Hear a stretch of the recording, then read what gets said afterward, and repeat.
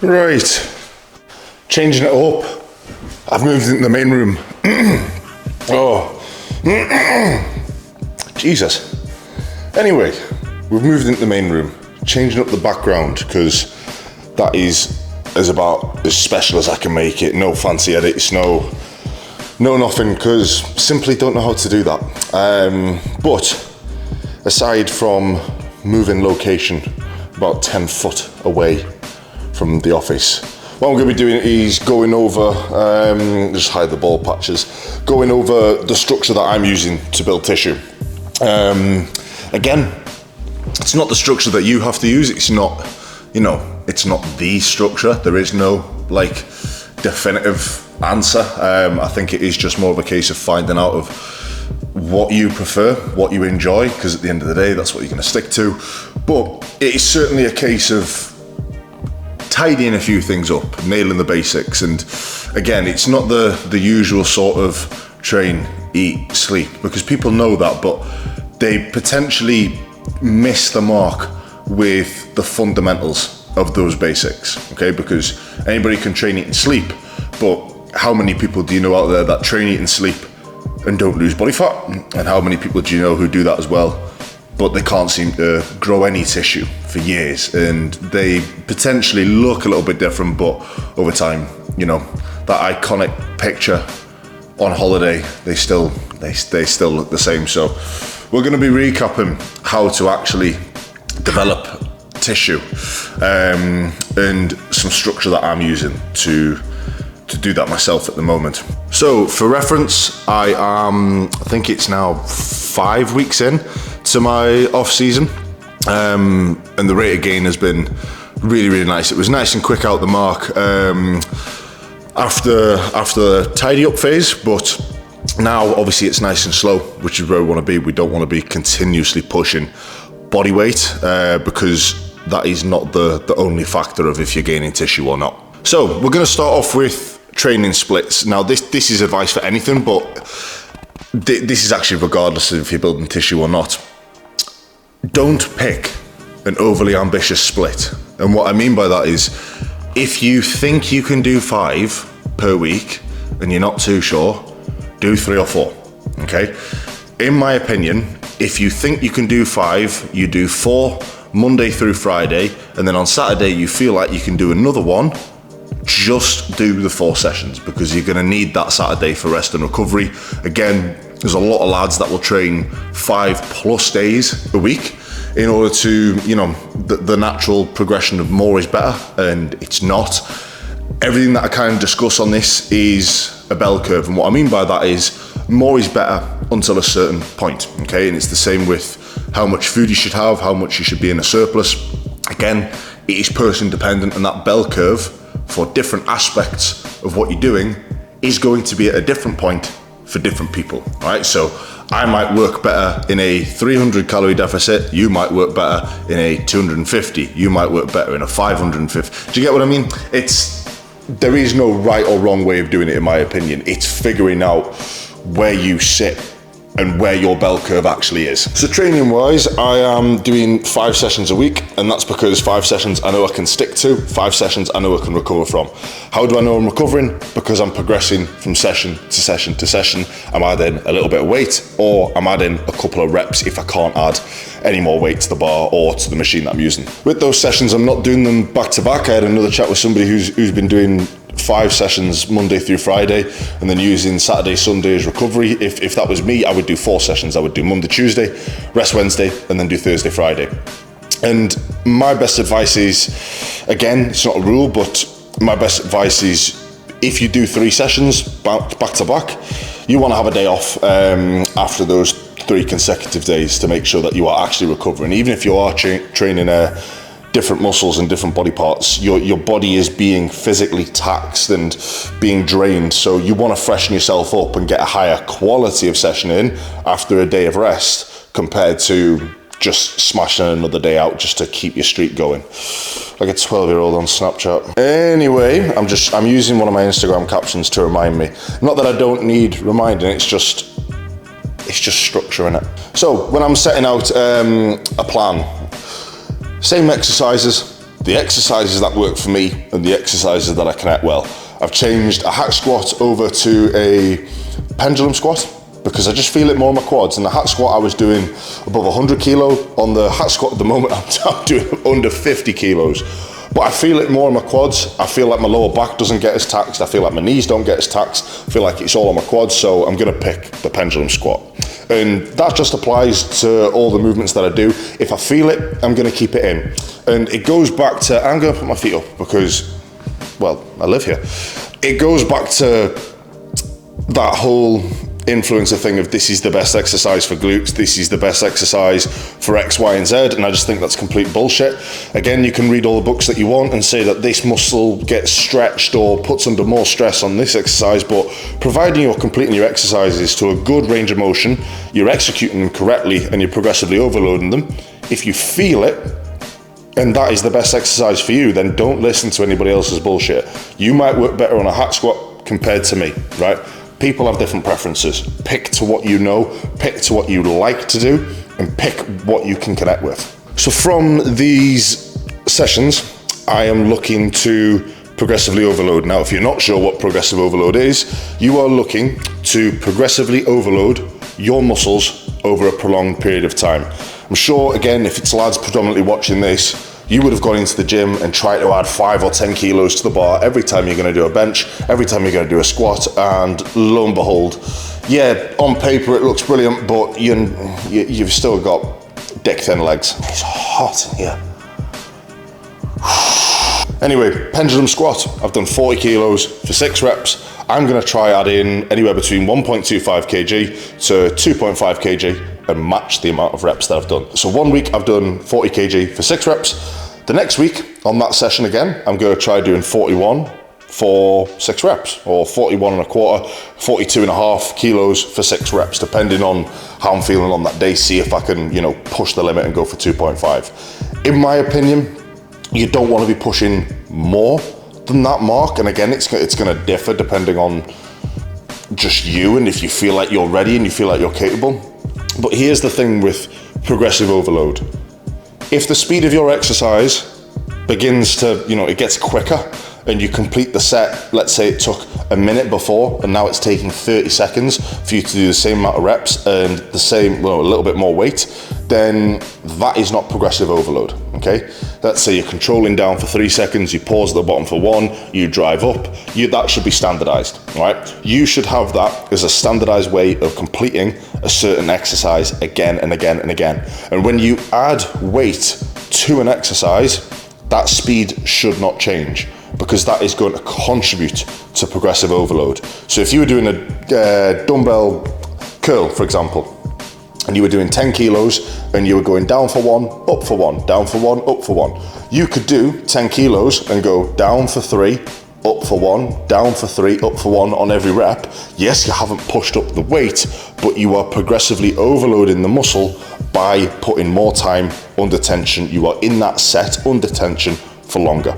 So what you want to do, in my opinion, is standardize your reps. 3 seconds on the way down, let's say for a compound lift, making sure that you're getting a pause at the bottom, making sure you're not resting on your joints, making sure you're putting pressure on the muscle, and then being able to drive up in a standardized way at a standardized speed. And from that, you're keeping your execution completely clean. Your execution of the exercise should not change as you are pushing on the weight. And from there, you will maintain that week after week after week, and you'll repeat the same things again. For the crowd of people that change their exercises every 4 to 6 weeks, keep staying stuck, because you've got to practice this stuff, right? You've got to practice it. Your body is trying to get used to what you're telling it to do, okay? You don't want to be changing up every minute of the day because you just feel a bit bored. You need to work on your attention span if that's the case. Right, next bit, food. This is a weird one because naturally, again, I feel like, especially in a off season or a bulk or a gaining phase, whichever you're classifying it as, we're naturally going to be conditioned to push for more food. It's certainly more comfortable than a diet. But I would say, as a general guideline, potentially 5 to 10% increase when needed. And this is where I think people get stuck on, is when to know that your food is needing to increase. take your body weight every single day, right, for a week. If it's continuously going up at a decent rate, let's say anywhere between a quarter to a half a kilo max per week, then you don't need to increase food. Even if you're hungry, you do not need to increase food. Your body is taking it on board. And there is no more benefit to having a 600 calorie surplus compared to a 300 or 400 calorie surplus. You are only risking the amount of fat that you may potentially gain. More calories does not equal more muscle to an extent. Again, there's a bell curve. Let's say 300 calories is the amount that you need, providing you are applying yourself in training, you're sleeping correctly, and you're not going out on the piss every day. 300 calories is enough for you to be able to put on tissue. And again, it's slow.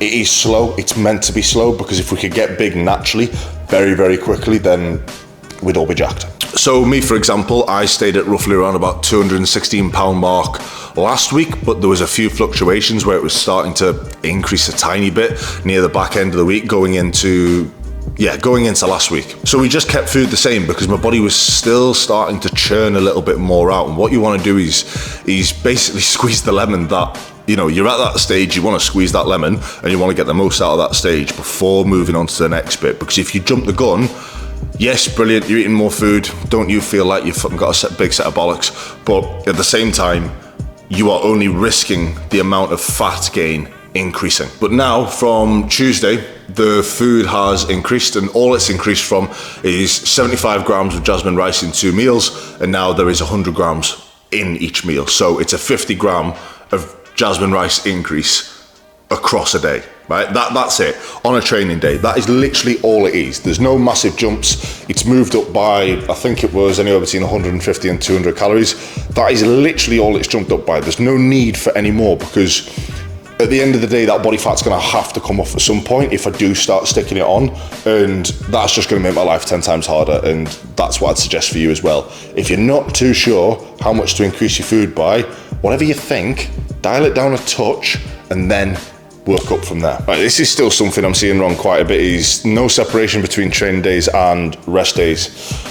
Again, when you're training, you will need a different amount of food. You will probably need higher carbohydrates and potentially need a little bit less fat to help the carbohydrates digest. Need more carbohydrates because if you're training correctly and you're not softballing it in the gym, then you will need that energy. That's where we get it from, carbohydrates, glycogen. So you will need an increased intake on your training days. And then on your rest days, you can do the other way around, a little bit higher fat, a little bit lower carb, to make sure that when you come back to your training days, you're gonna feel the benefit, you're gonna be able to have the nutrients there to be able to recover, and having lower calories on a rest day is gonna help maintain insulin sensitivity. I know, what a fucking fancy word. And then making sure that you stay lean throughout it, because you get too soft, you're gonna have to pull back very, very quickly. Right, cardio and steps, and admittedly, this is something how do I say it? Fucking neglected. Yeah, we're gonna put it, that's the technical term, fucking neglected last off season, and that is the result of it, yeah? Not pretty, not clever. Yes, definitely my heaviest body weight, but there's a lot of body fat gained on there, and that was me being fucking lazy. And all I had to do when I came to my photo shoot prep was diet that off, right?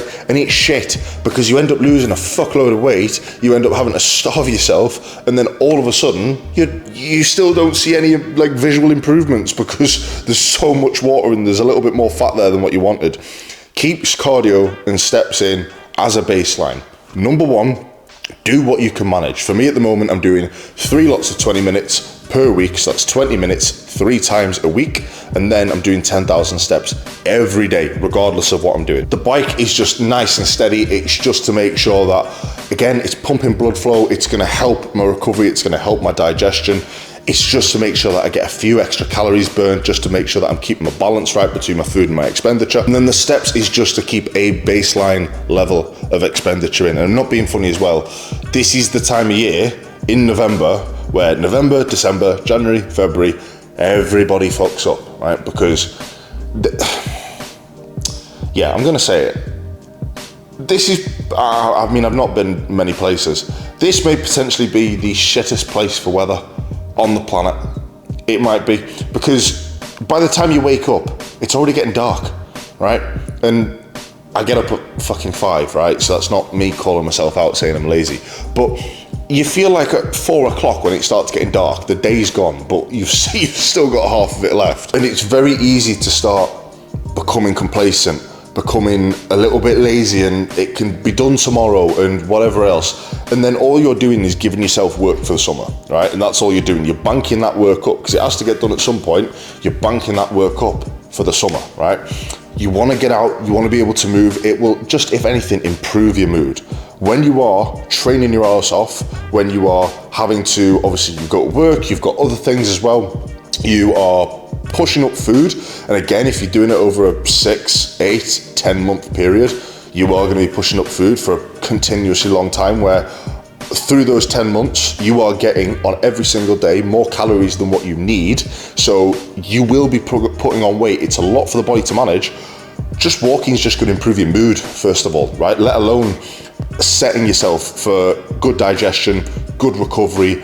It's just going to improve your mood, right? Because I've been in an off season before and I've been a miserable bastard. This one so far, best I've looked, most I've grown in such a short period of time as well, but it's the best I've felt. And that's just because I do a walk in the morning and I do a walk in the evening. That's it. There's no, 10,000 steps scares people. It's not hard, right? A walk in the morning takes me 20 minutes, and then the walk in the evening potentially takes me anywhere between 15 to 30 minutes, depending on what I've been doing through the day. And that's me working from home, right? That's me working from home, very easily getting in 10,000 steps, right? Because I know people will try and combat this and say that their work prevents them from doing 10,000 steps. But it's not the work that's preventing you, it's your time outside of work that is more than likely preventing you. How well are you using your time before work? How well are you using your time after work? So keep cardio and steps in. Don't be a fat fuck. Keep cardio and steps in, because when it gets to March and the sun starts shining out of people's asses again and beer gardens start opening and you want to go on holiday and you've booked Ibiza for the 5th time, then you're gonna need it, right? Sleep. This is one where I didn't really pay attention to it up until this year, right? When you're in the gym, you are damaging your muscles, right? You are damaging and creating mechanical tension in order to basically break down some muscle fibers in there in order to stimulate growth. But you're not growing in the gym, right? I think a lot of people think that they are, but they're not. Even if you get a pump, if you feel like you're a bit tighter, you feel a bit better, you're not growing in the gym, right? That's just blood flow because it's been broken down. Sleep is where it's happening. That is the only place that you will do the majority of your growing. You need to be able to sleep. Now, typically you want to aim for 7 to 9 hours a night, but sleep quality matters, right? So for me, I set a sleep routine. The benefits of having a sleep routine are, firstly, you're just going to be able to wind down through the day, going into the evening. But secondly, it's going to help you fall asleep a little bit better. So for me, I'll go on my walk, I'll have my last meal, watch a bit of TV or a bit of YouTube. Nathan Clements, I watch him. And then I'll have a hot shower, take my supplements, go to bed, right? It's 5 things I'll do, and I'll literally just do that on repeat, on repeat, on repeat. Anyway, by completing that order again and again and again, and the end result being sleep, it's shown to actually help you fall asleep when you begin that routine after you're doing it consistently. So now when I start that routine, I'm actually starting to subconsciously wind down, and my brain almost understands what's going to happen. I know it sounds daft, especially if you haven't thought of things like this, but when you have a sleep routine and it's consistent, then obviously the end result being sleep, that's the last thing you will do in that routine.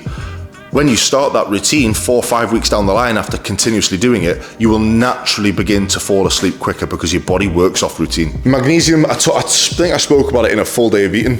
10 milligrams of elemental magnesium per kilo of body weight is a guideline that I go off. So I sort of drip feed it in through the back end of the day. I'll take a serving with my last 3 meals. So that's meal 4, meal 5, meal 6, serving with each. And then I'll take, fucking hell.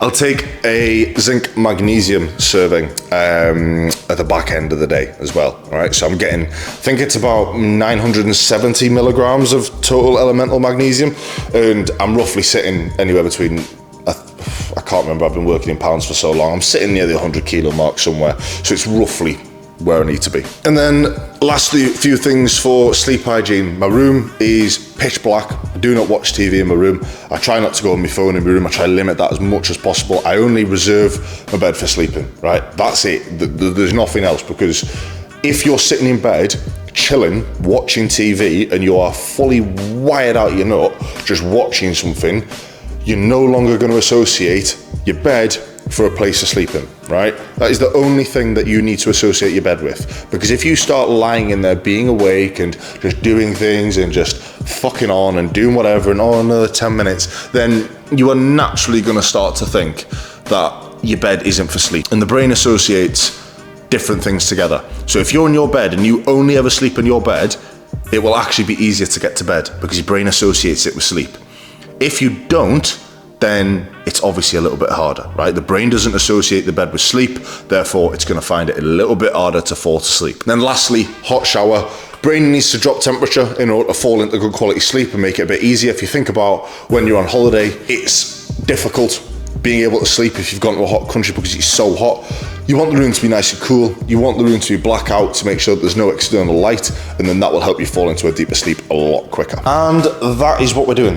That is literally it for the time being. And I think sometimes people can think that it's meant to be exciting, and it is. Like, don't get me wrong, it's exciting over a long period of time, but day to day, it is not exciting. Doesn't mean to say that it's shit, but it's not groundbreaking, right? The groundbreaking thing is doing it consistently, right? And that means Monday through Sunday, every day. You don't miss a meal, you don't fuck up on your sleep, you do not miss a session, you do not fuck up on your nutrition, all that kind of stuff, or supplements or anything else like that. You don't fuck up and you don't miss anything. And you do that for 6 months continuously. And that's what I'm doing, right? And people say, well, 6 months isn't too long. I've done 9 months, I've done 12 months. But every single day? Consistent? Really? Yeah. Not too sure about the people who say that and they don't look like they have, right? If you do it consistently for a short period of time, it'll work.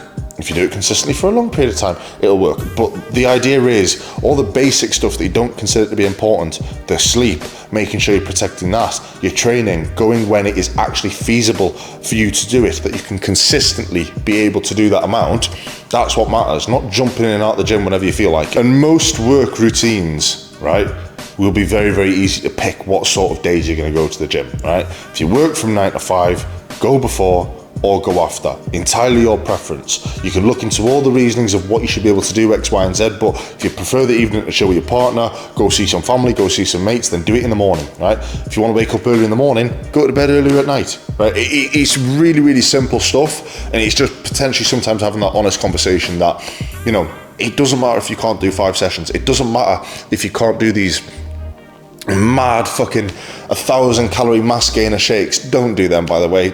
Don't, you know, the green serious mass one, I think it's by On Nutrition or something like that. Yeah, don't, it's full of shit. But this is to be done over a consistent period. I would usually do anywhere between 16 to 24 weeks with a client, then give them potentially anywhere between 4 to 6 weeks at maintenance where they're not looking to push up weight, they're just looking to recover themselves a little bit. And then you can decide if you want to carry on or if you want to diet after that. But I would typically go anywhere between 4 to 6 months at a time, have a little bit of a break, and then continue if you still feel like you've got room to grow and you've not got soft. This is the result for now of how I'm looking. And admittedly, like, I'm still holding decent amount of shape, which is good. I don't feel like I'm soft or I'm flat. I remember this time last year and it just wasn't pleasant. Like, it was just my own doing, and sometimes you do have to make them mistakes to go, you know what, I am never ever fucking doing that again, because you just feel like shit. That is the process of building tissue, right? Gently increasing things in the gym so that you are not changing your execution or the way that you train. You're not trying to see who's got the biggest dick in the gym competition, making sure that you're only adding a small amount per session every single session, regardless of how you feel, you are pushing it. You do not miss your meals ever. You keep that structure. Doesn't matter if you eat 3, 4, 5 or 6. Again, you can look into the benefits of X, Y and Z, but if your routine doesn't allow for 6 meals like mine, do 3 or 4, right? Keep it nice and easy. And in my opinion, again, there'll be some exceptions. 4 meals will be pretty easily doable. 1, breakfast, lunch, tea, and then before you go to bed, right? Very easy to do, 4 meals. Then I think sleep is the main one where people will fuck up. Don't neglect it. Like at the end of the day, I've got a TV here. I don't sit for hours on end and just watch it and just sit there feeling tired. I should probably go to bed. Oh, I should probably go to bed. What's the point? Then you wake up tomorrow, oh, I feel shit. Oh, I should have gone to bed. And then you'll fucking repeat it, the same thing, the next night. It baffles us. Go to bed, right? Just go to sleep. You will grow a lot more. You'll feel a lot better. Going to the gym will be a lot easier. And actually, if you're worried about having free time at the end of the day, right? You will have more free time. You'll feel like you've got more free time anyway, because even though you're going to bed earlier, you will feel like you've got a higher quality of free time because you're energetic and you're not just crawling around all the time, right? Eat, train, sleep, supplements, but consistently, basics. Day in, day out, Monday through Sunday. You can't just take the weekend off because you fancy it. And that's the method that I'm using. Again, feel free to criticize because it might be different or I might be wrong to some people. And that's the way that's working for me at the moment. And in the progress roundup, in the day in the lives, full day of eatings, I'm going to be posting obviously the progress or checking updates that I'm doing at the moment. But like I said, obviously this is what I'm looking like at the moment compared to what I was looking like. There's a drastic difference, and even just in the way that I feel a lot stronger, feel a lot tighter, and that's what we're going to repeat for the next 5 months. Yeah, I've got 5 months left. Yeah, that's what we're repeating for the next 5 months, and obviously this will be showing you how it goes. So catch you in the next one.